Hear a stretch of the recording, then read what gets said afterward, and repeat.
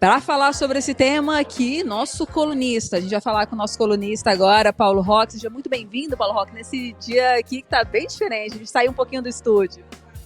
Bárbara, muito boa tarde, ouvintes da Nova Brasil FM. A criatividade da Nova Brasil, parabéns a todos vocês. Esse espaço aqui da Casa de Chá, que muita gente que mora em Brasília não conhece. Bom visitar, né? Um espaço aqui super agradável, do lado do Palácio Planalto, do Congresso Nacional, fica literalmente no meio da pressão entre o Palácio, o Supremo e o... E muito orgulho dessa arquitetura linda de Brasília, né, que é destaque no mundo inteiro, e turistas do mundo inteiro, aliás, deviam visitar mais Brasília. Eu estava falando com o Vitor Corrêa, que é o diretor regional do Senac, um pouquinho antes de a gente entrar. Quando eu cheguei, o que eu ouvi de outros idiomas, espanhol, inglês, eu falei, gente, olha que interessante, está muito bem valorizado e, como você disse, Brasília que precisa descobrir mais. Brasília precisa conhecer. Aliás, o turismo cívico, o Brasil precisa, e Brasília precisa fazer um trabalho para valorizar o turismo cívico na nossa capital. Há muito pouco turismo cívico, e Brasília poderia aumentar muito sua renda de serviços explorando mais o turismo cívico, que é isso aqui que nós estamos fazendo.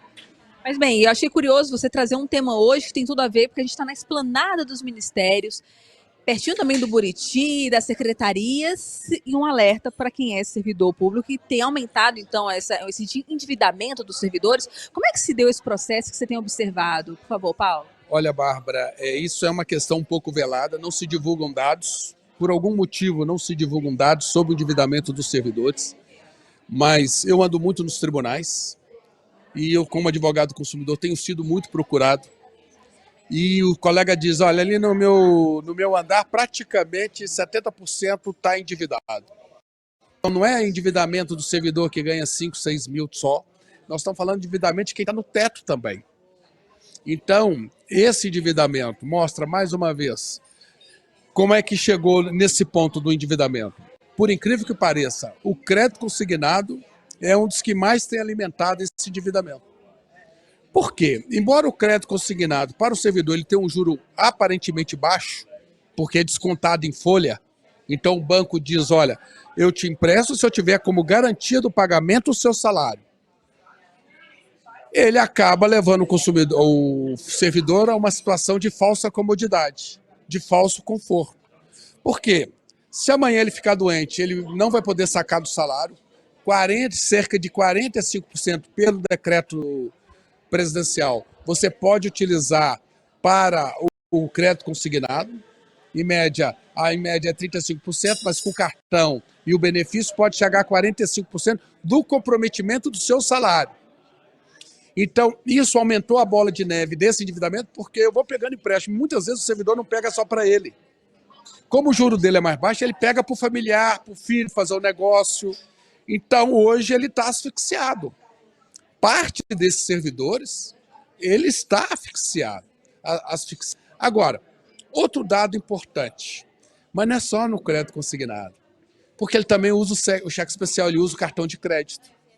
Então, o que acontece? Olha a situação. Tem casos de servidores que ganham um salário alto e só tem no final do mês R$ 1.500. Mas você não diz, mas a margem não é que pode no máximo 45%? Como é que chega a comprometer praticamente toda a renda desse servidor?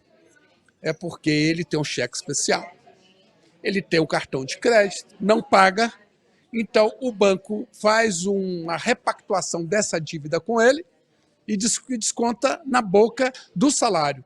Todo mês, quando cai o salário, vai 45% para o crédito consignado e esse outro percentual, que a lei não regula, e o STJ já disse que é empréstimo que não está vinculado ao limite do crédito consignado. O que acontece? O consumidor, servidor, neste caso ele é um consumidor, ele acaba tendo toda a sua renda comprometida. Então, por isso que esse trabalho que nós temos dito de alertar os consumidores, muito cuidado para não fazer esses empréstimos sem um bom planejamento. Você perder a liberdade de gerir o seu salário é péssimo. Você perde dignidade, aí literalmente você vai perder a dignidade. Agora, O que muitos servidores, você pergunta, o que fazer nessas situações? Veja o seguinte, o servidor, ele hoje tem uma alternativa que o banco não vai gostar, mas para ele ter um oxigênio é a alternativa que lhe cabe. É mudar o domicílio bancário. Como assim? O que é mudar o domicílio bancário? Vamos imaginar, ele está no banco X, onde cai seu salário. Então, nesse banco X, ele também tem a dívida do cartão de crédito, o cheque especial.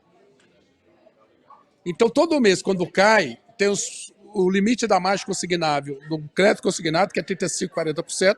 Então, ele vai ter essa perda. Ele já vai ter esse desconto. E com relação aos outros, vai descontar porque o empréstimo é no mesmo banco. Agora, se ele muda o domicílio bancário dele para outro banco com o qual ele não tem dívida, pelo menos ele consegue respirar com relação a esses outros 60%.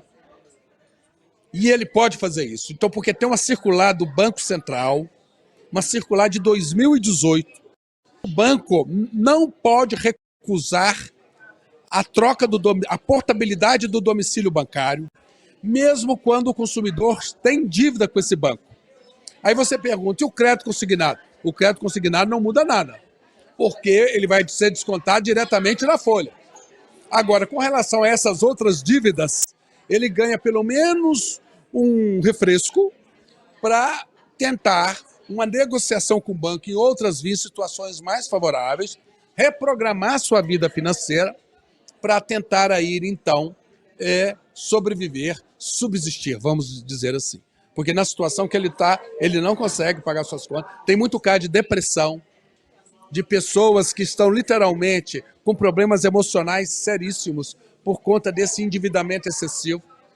E daí, é muito importante que essas pessoas façam um trabalho para não caírem nessa novamente. Gente, olha, além dessas dicas que o Paulo Roque está dando agora, a gente vai voltar a sempre falar dessas dicas que ele dá, de pensar 48 horas, esperar, ter um desejo de consumo, espera 48 horas, essa dica é maravilhosa para todo mundo. Ele vive dando orientações e tem tudo isso, todo esse conteúdo lá no YouTube da Nova Brasil Vídeos, também no Instagram, essas dicas que o Paulo Roque dá aqui sobre o direito do consumidor. E é muito legal, que não é direito de finanças, não é economia financeira, assim, é a economia do consumidor que ele fala. E nesse agora, caso específico, muito voltado para esses servidores que caem nessa armadilha aí, dessa falsa ilusão, esse conforto.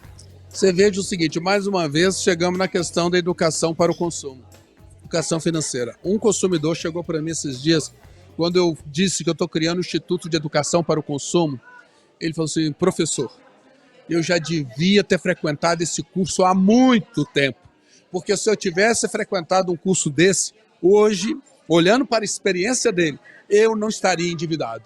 Eu não estaria nessa situação, porque eu ganho bem, tenho um bom salário e estou nessa situação de total comprometimento da minha renda. Então, tudo passa, mais uma vez, por uma educação para você aprender a gerir o seu orçamento. Não brinque, não é porque você tem um bom salário, não é porque que você está empregado, que você não pode ficar numa situação de endividado. O que chama atenção é que são exatamente essas pessoas que não precisavam estar endividadas, que estão tão endividadas, infelizmente, como aquele que ganha um salário mínimo. Surreal. Muito obrigada pelo Roque. Eu que agradeço. Um grande abraço para você, uma boa sexta-feira, um bom final de semana. A gente agora, olha, 12h59. Vamos para o intervalo, já estamos de volta.